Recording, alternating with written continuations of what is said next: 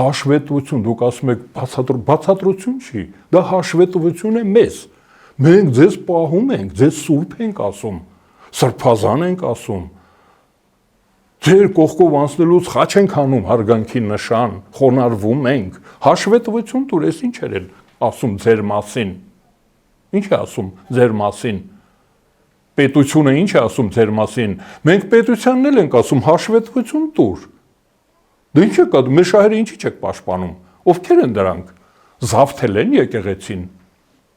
Եկեղեցին զավթել են քրեականները, անբարոյականները։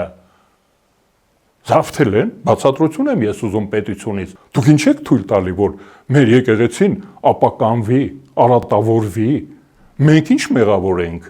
Մենք հարկը տալիս ենք, տուրքը տալիս ենք, մոմը վառում ենք իրենց մոմը։ Տնից չենք տանում էժան մոմ, իրենցից ենք գնում, խունկ ենք առնում ընդեղից։ Հրավիրում ենք բոլոր մեր միջոցառումներին ֆինանսավորելով։ Հիմա այս հարցերին ովքեր պետք է հաշվետվություն եւ պետությունը եւ եկեղեցին, եկեղեցու չինովնիկները, պետության չինովնիկները, արդարադատության նախարարությունը թող ինձ բացատրություն տա, կանոնադրության մեջ կա, որ դրանք դա պետք է անեն։